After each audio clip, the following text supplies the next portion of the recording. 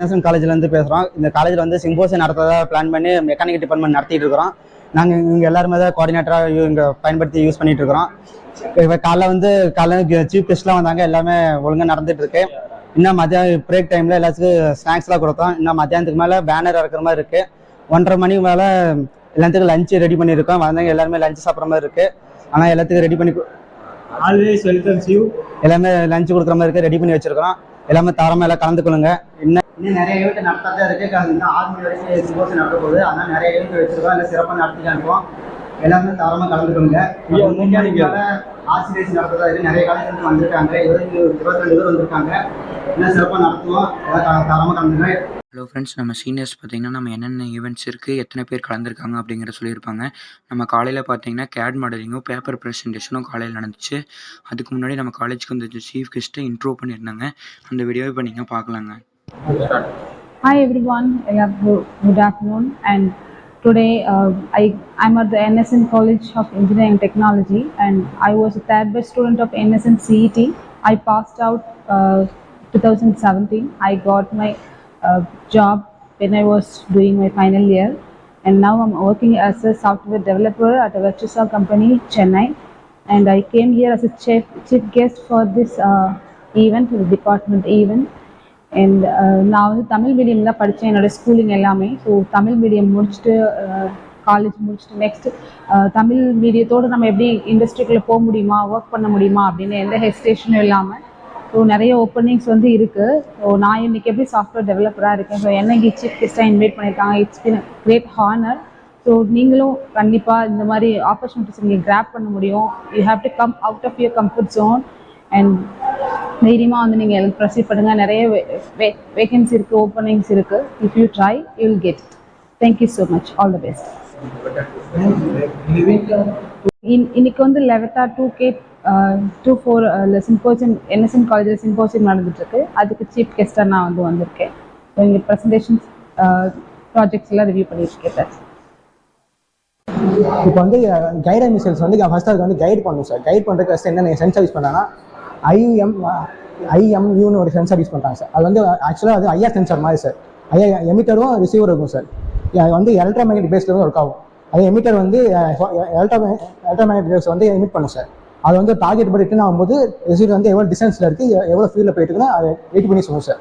அது வந்து ஃபஸ்ட்டு மேனுவலாக டார்கெட் பண்ணலாம் சார், இல்லை ஆட்டோமேட்டிக்காக டார்கெட் பண்ணலாம் சார். இதோட இப்போ கைடன் மிசைல்ஸ் சொல்லுவோம் சார்.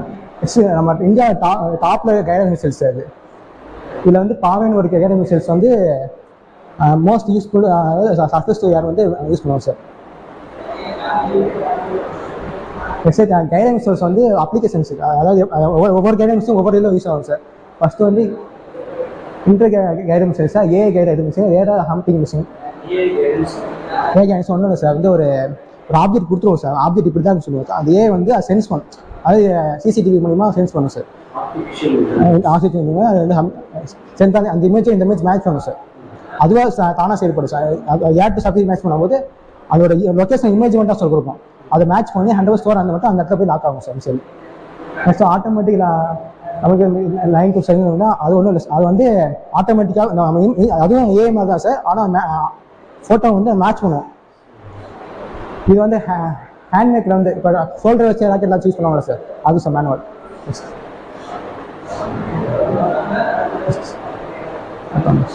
இப்போ பிரம்மோஸை பொறுத்தவரைக்கும் அது ஸ்பெசிஃபிக் என்ன ஃபீல் சார். ஃபீல் வந்து ரேஞ்ச் வந்து பார்த்தீங்கன்னா 290 கிலோமீட்டர் ரேஞ்ச் வரைக்கும் அது வந்து லான்ச் பண்ணுங்க. சர்ஃபேஸ் ஏர் டு சர்ஃபேஸ் அந்த மாதிரி சொல்லுவோம். இப்போ 2.8 ஆகுதுன்னா அது வந்து 3450 கிலோமீட்டர் வந்து ஃபீல் போகும் சார். இப்போ வந்து சொல்ல 3 ஸ்டேஜாக இருக்கும் சொன்னேன் சார். 3 ஸ்டேஜ் வந்து ஃபஸ்ட் ஸ்டேஜ் வந்து இங்கே இந்த சைடில் இன்ஜின் இருக்கும் sir. Engine solid engine liquid engine எது வேணாலும் இன்ஜின் யூஸ் பண்ணால் இது சாலிட் இன்ஜின் யூஸ் பண்ணுவாங்க சார்.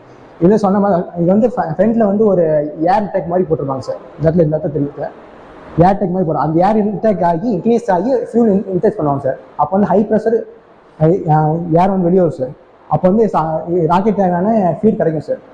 நடுவில் வந்து பார்த்தீங்கன்னா நியூக்ளியர் வந்து நியூக்ளியர் பண்ணிடுவாங்க. நியூக்ளியர் எப்படி ஒர்க் ஆகும்னா யுரேனியம் 235 அதோட நியூக்ளியர் ஒன்று அடித்தாங்கன்னா அது யுரேனியம் 236 மாறிடும் சார். அது வந்து நியூக்ளியர் தீ வந்து எமிட் ஆகும் சார். அதாவது சம் ஆஃப் எனர்ஜி வெளியே வரும் சார். அப்போ வந்து அந்த ப்ராசஸ் கண்டினியூ நடக்கும்போது ஒன் ஆஃப் த ரேடியஸ் வந்து பிளாஸ்ட் ஆகும் சார். இது ஃபர்ஸ்ட்ல இருக்கிறதா சார் கைடன்ஸ் சென்சர் ஃபர்ஸ்ட் இருக்கும் சார்.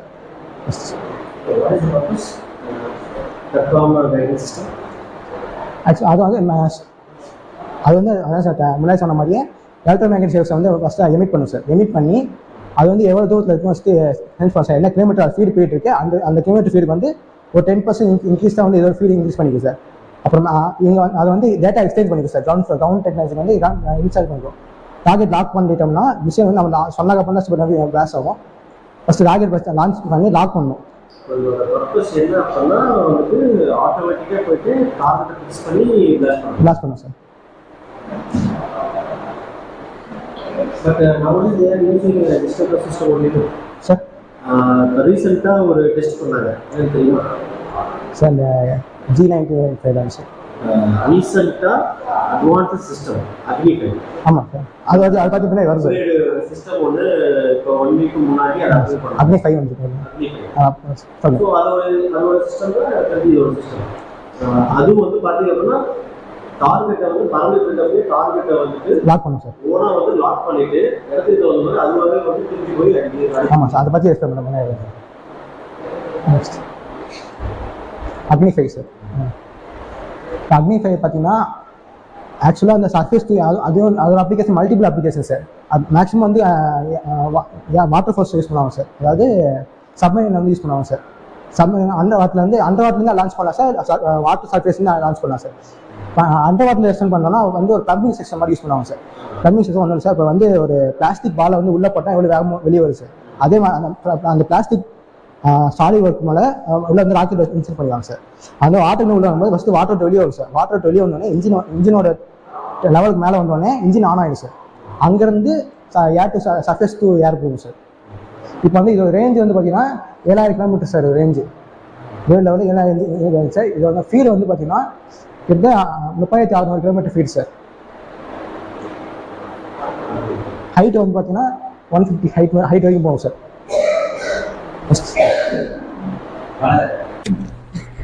என்எஸ்என் காலேஜுக்கு வந்திருக்கீங்க. உங்களுக்கு இந்த சிம்போசியத்தில் எப்படி உங்களுக்கு சாட்டிஸ்ஃபைடாக இருக்கா? சாட்டிஸ்ஃபைடாக இருக்குது. நான் இந்த தென்லி அருள்முருகன் காலேஜ் இன்ஜினியரிங்லேருந்து வரேங்க. என் பேர் ஐங்கரன். இங்கேருந்து நாங்கள் காலேஜ்லேருந்து ஒரு 40 பேர் வந்திருக்கோம். எல்லா கண்டக்டுமே கலந்துருக்கோம், பார்ட்டிசிபேட் பண்ணிகிட்ருக்குறோம். எல்லாம் சிறப்பாக பண்ணிகிட்ருக்குறாங்க. நான் இப்போ இந்த இதில் ஆட்டோ கேடுங்கிற ஒரு 2Dயில் டைமென்ஷன் பண்ணி அது 3Dவாக மாற்றுறது, அந்த இது நான் ஓகே பண்ணிகிட்ருக்கிறேன். ஸோ எல்லாமே ரொம்ப யூஸ்ஃபுல்லாக இருக்குது இதனால். ஓகேண்ணா, தேங்க்ஸ். வணக்கம். நான் என்எஸ்என் இன்ஜினியரிங் காலேஜ் கரூர் மணல்மேட்டிலேருந்து பேசிகிட்டு இருக்கோம். காலையிலேருந்து இங்கே சிறப்பாக வந்து எல்லா ஃபங்க்ஷன் நடந்துகிட்ருக்குது.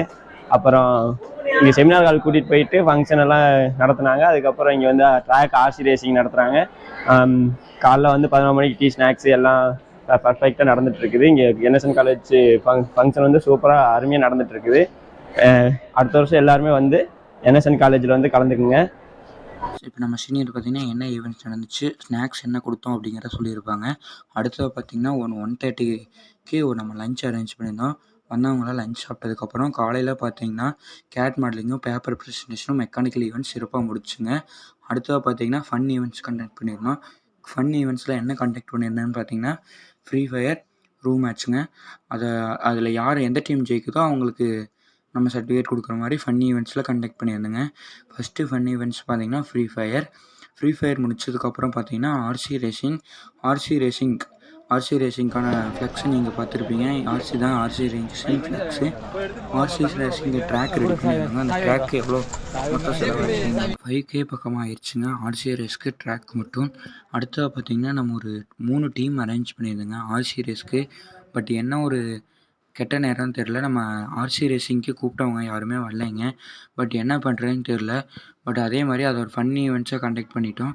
அது எப்படின்னா ஒரு ரொம்ப கண்ட்ரோல் இல்லாத ஒரு ரிமோட் கண்ட்ரோல் காரை வாங்கிட்டு வந்து அந்த காரை வந்து அந்த ட்ராக்கில் யார் கரெக்டாக ஓட்டுறாங்களோ அவங்களுக்கு நம்ம கேஷ் ப்ரைஸ் கொடுத்தாங்க. அதிகமாக கேஷ் ப்ரைஸ் கொடுக்க முடியல, ஏன்னா இது ஆர்சி ரேசிங் கலவை த்ரில்லாக இருக்காது. ஏன்னா ஆர்சி ரேசிங் தான் அது ஒரிஜினல் கார் ரேசிங் மாதிரி இருக்கும்.